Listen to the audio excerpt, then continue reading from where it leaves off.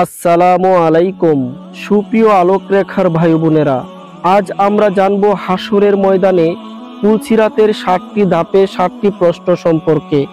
হাসরের ময়দানে পুলসিরাতে কোন 7টি প্রশ্ন করা হবে আর তার উত্তর কি কি হবে তা জানতে হলে স্কিপ না করে পুরো ভিডিওটি দেখতে থাকুন। পুলসিরাত হলো সেই রাস্তা যা চুলের চেয়ে চিকন এবং হীরার চেয়ে ধারালো। কিয়ামতের দিন প্রতিটি মানুষকেই সেই পুল অতিক্রম করতে হবে, আর সেই পুলের নিচেই থাকবে ভয়াবহ জাহান্নাম। যারা জান্নাতে যাবে তারা সেই পুলের উপর দিয়েই জান্নাতে যেতে হবে, আর যার আমল যত বেশি হবে সে তত দ্রুত সেই পুল পাড়ি দিতে পারবে। জাহান্নামে মোট 7টি পুল রয়েছে। প্রত্যেক পুলের দূরত্ব প্রায় 70 বছরের সমান।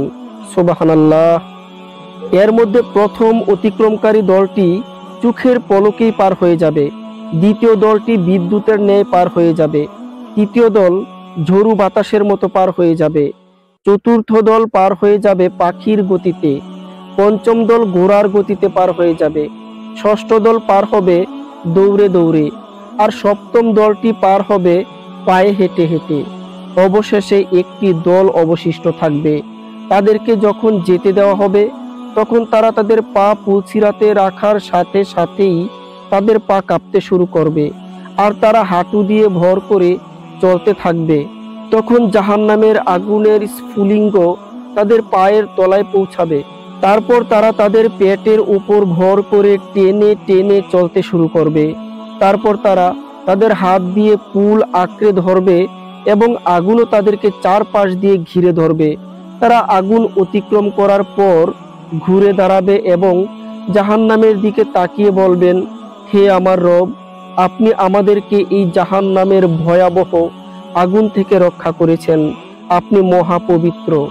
অর্থাৎ যার আমল যত বেশি হবে সে তত দ্রুত সে পুল পার হতে পারবে, আর যার আমল যত কম হবে সে তত ধীর স্থিরভাবে সেই পুল পার হবে।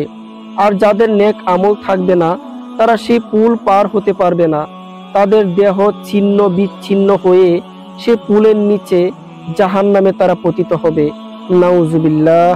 প্রিয় দর্শক, এবার আমরা আলোচনা করব এই সেতুর 7টি ধাপে 7টি প্রশ্ন সম্পর্কে। এই সেতুর প্রথম ধাপে আমাদের ঈমান অনুযায়ী প্রশ্ন করা হবে। আমাদেরকে ঈমানের আরকান সম্পর্কে জিজ্ঞেস করা হবে। তার মধ্যে মহান আল্লাহ তাআলার প্রতি ঈমান, ফেরেশতাদের প্রতি ঈমান, আসমানি কিতাবের প্রতি ঈমান, নবী রাসূলদের প্রতি ঈমান, আখিরাতের প্রতি ঈমান, তাকদীরের প্রতি ঈমান এবং জান্নাত ও জাহান্নাম সম্পর্কে ঈমান, এই সকল ধরনের প্রশ্ন থাকবে। যখন কেউ এই সকল ধরনের প্রশ্নগুলোর উত্তর দিতে সক্ষম হবে তখন তাকে পরবর্তী ধাপে পাঠানো হবে, আর সেখানে তাদের নামাজের হিসাব নেওয়া হবে। যদি কেউ সঠিকভাবে নামাজের হিসাব দিতে পারে তারপর তাকে পরবর্তী ধাপে পাঠানো হবে, অর্থাৎ তৃতীয় ধাপে তাদেরকে জাকাত সম্পর্কে জিজ্ঞাসা করা হবে। যারা সঠিকভাবে জাকাত প্রদান করেছেন তারা চতুর্থ ধাপে যাওয়ার অনুমতি পাবে, আর সেখানে তাদেরকে রমজানের রোজা সম্পর্কে জিজ্ঞাসা করা হবে। যারা রোজাদার ছিল তারা সুন্দরভাবে উত্তর দিতে পারবে, আর তাদেরকে পরবর্তী ধাপে পাঠানো হবে, আর সেখানে তাদেরকে হজ সম্পর্কে জিজ্ঞাসা করা হবে। হজ সম্পর্কে তার হিসাব শেষ হওয়ার পর তাকে পরবর্তী ধাপে পাঠানো হবে, অর্থাৎ সেখানে তাদেরকে ওযু ও গোসল সম্পর্কে জিজ্ঞাসা করা হবে। এই ধাপের প্রশ্নের উত্তরগুলো দেওয়া শেষ হলে তাদেরকে সর্বশেষ ধাপ সপ্তম ধাপে পাঠানো হবে। সপ্তম ধাপে তাদেরকে বান্দার হক সম্পর্কে প্রশ্ন করা হবে। মহান আল্লাহ তাআলা 2টি গুনাহ কখনোই ক্ষমা করেন না। প্রথমটি হচ্ছে মহান রবের সাথে কাউকে শরীক করা, আর দ্বিতীয়টি হচ্ছে বান্দার হক নষ্ট করা।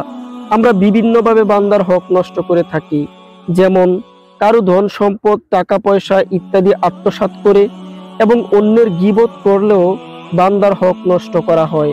যারা সপ্তম ধাপের প্রশ্নের উত্তর দিতে পারবে না তারা এই ধাপ অতিক্রম করতে পারবে না, আর যারা সপ্তম ধাপের প্রশ্নের উত্তর দিতে সক্ষম হবেন তারা পৌঁছে যাবেন অফুরন্ত নিয়ামতের জান্নাতে।